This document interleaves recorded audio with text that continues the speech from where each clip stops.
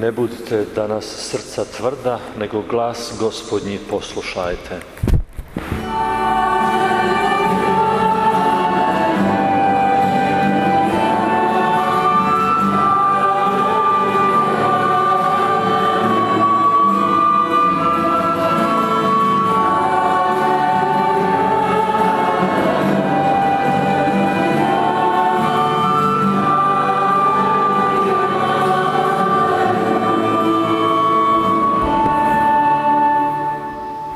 Gospodin s vama. Čitanje Svetog Evanđelja po Marku. Pošto Isus nakon nekoliko dana opet uđe u Kafarnaum, pročulo se da je u kući. Iskupiše se mnogi, te više nije bilo mjesta ni pred vratima. On im navješćivaše riječ. I dođu noseći k njemu uzetoga. Nosila ga 4. Budući da ga zbog mnoštva nisu mogli unijeti k njemu, otkriju krov nad mjestom gdje bijaše Isus. Načinivši otvor, spuste postelju na kojoj je uzeti ležao. Vidjevši njihovu vjeru, kaže Isus uzetome: Sinko, otpuštaju ti se grijesi. Sjedili su ondje neki pismoznanci, koji ih počeše mudrovati u sebi. Što to ovaj govori? Da tko može grijehe otpuštati doli Bog jedini? Isus duhom odmah proniknu da tako mudruju u sebi, pa će im: što to mudrujete u sebi? Da što je lakše? Reći uzetomu: otpuštaju ti se grijesi, ili reći: ustani, uzmi svoju postelju i hodi. Ali da znate, vlastan je Sin čovječiji na zemlji otpuštati grijehe. Tada reče uzetome: tebi zapovijedam, ustani, uzmi postelju i pođi kući. I on usta, uze odmah postelju i iziđe na očigled svima. Svi su zaneseni slavili Boga govoreći: takvo što nikad još ne vidjesmo. Riječ Gospodnja.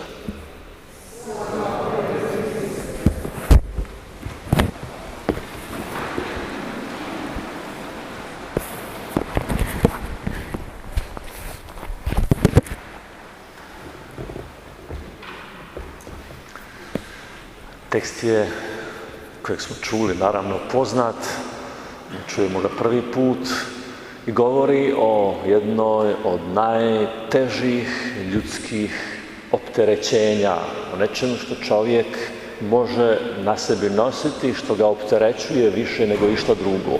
Krivnja. Krivnja je iznimno teška. Krivnja ima i drugo ime, grijeh. No krivnju i grijeh ne znamo u trenutku kad je nosimo. Čovjek se lako navikne na svoj teret i nosi ga. Kao što se čovjek koji prijeđe kilažu pa ima 120 kila nekako navikne pa to nosi i ne misli stalno na to. Tako i čovjek koji ima krivnju na sebi nekako nosi i ne misli na nju. Krivnju otkrijemo kad nam je netko skine. Vjerojatno nema dubljeg ljudskog iskustva doli osjećaja: netko mi je skinuo krivnju s leđa. Ovaj tekst ima još nekoliko elemenata koji nam bacaju svjetlo i na krivnju i na skidanje krivnje. Prvo, skidanje krivnje se događa u ozračju gdje Isus navješta riječ. To je za nas važna uputa. Netko tko na sebi ima krivnju, tko je nosi, tko se muči s njome, tko je opterećen, tko iz nje promatra svijet, tko tako svoju psihu oblikuje, komu je krivnja se pretvorila u naočale preko kojih promatra svijet, ne može doći do Boga sam. Njegova krivnja je toliko velika i nekad se dogoditi toliko veliko da on kaže: meni se to ne može skinuti. Meni to niko ne može oprostiti. Ja sam susreo mnogo ljudi koji kažu, mene ne može ni Bog oprostiti. Drugim riječima, teret je toliko velik da on više ne vjeruje da se može skinuti. Ovaj tekst sugerira da takvim ljudima koji ne vjeruju da im je moguće skinuti teret krivnje, mogu pomoći drugi ljudi. Oni doduše ne mogu skinuti tu krivnju, ali ga mogu donijeti do Boga. Jer je čovjek koji ima na sebi tešku krivnju nalik uzetom čovjeku. Krivnja čini grozne stvari. Onesposobljuje nas za život. Čovjek pod krivnjom ne može se radovati, ne može vjerovati u život, ne može vjerovati u dobro, ne može se pokrenuti iznutra. Samo što nosi na sebi krivnju, već je prenosi na druge. To su ljudi koji optužuju sve oko sebe. Imate ljudi s kojima kad god stanete, o čemu god da govorite, oni uvijek imaju krivce, uvijek bacaju krivnju na druge. Nemoguće je sastati se s njima, a da na vas ne padne 20, 30, 100 duhovnih kila krivnje. Osjećate se opterećeni, jer oni drugčije ne mogu, dijele to što imaju. Ovaj tekst sugerira drugi ljudi mogu pomoći tim ljudima da dođu u ozračje riječi.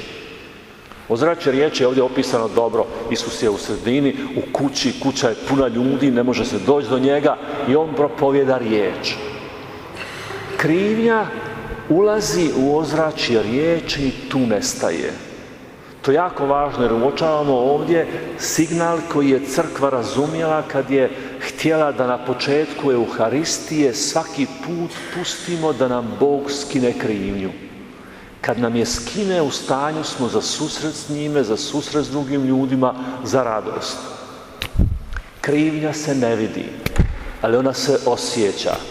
Ako živite u sredini u kojoj netko ima tešku krivnju, neće vam reći o čemu se radi, ali vi osjećate olovo u odnosima. Da uzmem jednostavni primjer, ako vam je mama pobacila nekog brata i sestru, neće vam reći, ja sam bila mlada, nisam znala što činim, pobacila sam. Vi osjećate olovo, ne znate što je, osjećate težinu. Ako vam se u obitelji dogodilo da je netko pred 20, 50, 70 godina počinio samoubojstvo, možda vam nitko neće reći ni riječi o tome da vas zaštite, da budete zaštićeni, da ne budete izloženi, ali vi osjećate olovnu težinu. Ima tema o kojima se ne može razgovarati, kojima se ne možete približiti, koji leže kao težina. Ozračje riječi unosi jasnoću. Bog pokazuje gdje leži krivnja. Primjećujete, donose ga, skidaju, otvaraju krov, spuštaju ga do Isusa i on kaže, otpušteni su ti grijesi. To da Bog opaža krivnju, to je prva stvar koja se događa u susretu s Bogom. U susretu s njim, ako na sebi nosim krivnju, ja ne mogu prijeći na drugu stvar, na drugu točku dnevnog reda. Ajmo krivnju ostaviti po strani pa ćemo ići dalje. To se ne može dogoditi. Zato je u crkvi odmah na početku problem sa krivnjom. Ako taj problem ne raščistim, ako iz toga ne iziđem, dalje se ne može ići. Otpušteni su ti grijesi. Uočite. On opaža težinu, ne kaže mu apsolutno ništa. Ni kaj se, ni zašto si to radio, ni zbog čega si takav. Nema nikakvih pitanja koje bi stvorile dodatnu težinu. Samo skidanje krivnje. To je važan moment. On je zato došao. Kad ga je Ivan vidio da dolazi na Jordan, kaže, evo jaganjca Božje koji oduzima grijehe svijeta. Njegova uloga je tu da skine teret krivnje s leđa ljudima koji su opterećeni krivnjom. To važi za svakoga, za tebe. Ako na sebi osjećaš teret krivnje zbog bilo kojeg razloga, nije najvažnije zašto, zbog čega, tko je kriv, kako je došlo. Najvažnije je da znaš u ozračju njegove riječi on ti hoće skinuti krivnju. Imaš pravo na život bez tereta krivnje. Jedan dio krivnje dolazi ne zbog nas. nego zbog tog što su nam nametnuli osjećaj krivnje. Jer smo rasli u sredini kad su nam govorili da smo krivi, kad smo odrastali pod stalnim optuživanjem. Jedan dobar dio ljudi, nisu svi, Bogu hvala, raste s tim kako si takva, što to radiš, ništa ne znaš, kako nisi ovo, kako nisi ono. Imamo uvijek osjećaj krivnje, ali s tijekom vremena kad odrastemo, mi sami to usvojimo i tako sebe promatramo i smatramo da smo sami krivi i mislimo da je sve zbog nas se događa, da sve zlo se događa do nas. Mene dođu neki i kažu, Franta, ja sam neki čudan čovjek, gdje god se ja dođem, samo zlo, samo nešto se loše događa. Ja donosim nesreću sve, ja sam za sve kriv. To je mučno stanje, to je neizdrživo čovjeku. I zato je prvo i najvažnije potrebno doći u ozračje, u blizinu Božje riječi. Zašto to govorim? Zato što Božja riječ sugerira posve jasno. Krivnja ti nije potrebna, možeš bez nje. Šta god da ti se dogodilo, šta god da si ti napravio, šta god da su ti drugi sugerirali, Bog ti hoće to skinuti. Njemu je stalo da ti iziđeš ispod nje. I mi po tome možemo procijeniti jel nam se događa odriješenje, skidanje krivnje ili se ne događa. Kad uđete u ispovjedaonicu s teretom krivnje, iz nje iziđete i ništa se nije dogodilo.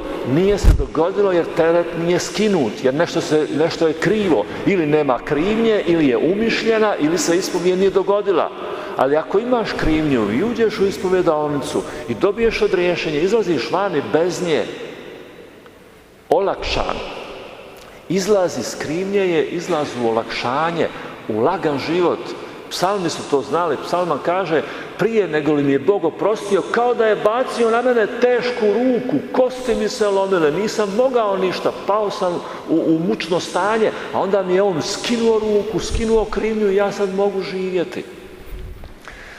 Naravno, u ovom tekstu se posve jasno sugerira, uzmi postelju, idi, vrati se u život. Nakon krivnje čovjek može, nakon skidanja krivnje čovjek može živjeti iznova, olakšan, u odnosima, oslobođen. Ima mnogo riječi koje to opisuju, ali iskustvo skidanja krivnje je dragocjeno. Ja pretpostavljam da to poznate. Kad vam neko oprosti, kad vam Bog oprosti, kad više nema krivnje, kad možeš opet gledati otvoreno u oči čovjeku za kojega smatraš da si ga povrijedio, kad se možeš naći u slobodi, to je najsnažniji osjećaj koji čovjek može dobiti iz odnosa s Bogom, da mu je skinut teret krivnje. To ne vide svi tako.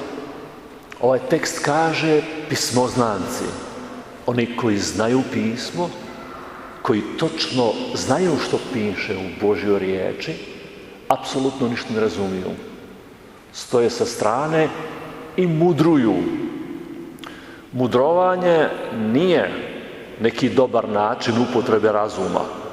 Mudrovanje je traženje detalja po kojima nekoga mogu optužiti.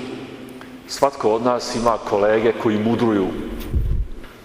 Nešto napravite dobro, oni vam traže što nije bilo dlaku u jajetu, što je trebalo biti drugčije, znam ja, neki interes za toga stoji. U svakom slučaju, ono što nam ovaj tekst sugerira, da Isus vidi čovjeka opterećena krivnjom, ali da prepoznaje i one koji mudruju, prepoznaje njihovo srce. I za mene je fascinantno ovo. Čovjek je došao s teškom krivnjom, plus bio fizički bolestan i otišao bez krivnje, bez grijeha i fizički zdrav. A ovi koji su mudrovali, ostali su isti. Čudo jedno koliko ima ljudi koji znaju pismo, koji su blizu Bogu, u crkvi, fizički, a uopće se ne mijenjaju. Mudruju. Daj Bože da se ne pretvorimo u mudrovatelje okolo oltara. Na neki način je lakše onima koji su s krivnjom pustili da ih Bog oslobodi, nego li onima koji vide samo tuđu krivnju i mudruju, a sebe uopće ne vide. To sljepilo za sebe je najteže od svih mogućih sljepila na ovom svijetu. I ono se tiče i religioznih ljudi. Ili oni koji misle da su religiozni. Jer dao Bog da nam se otvore oči za tu veliku opasnost. da vidimo krivnju posvuda, ali ne sebe pod njom i ne sebe u Božjoj riječi.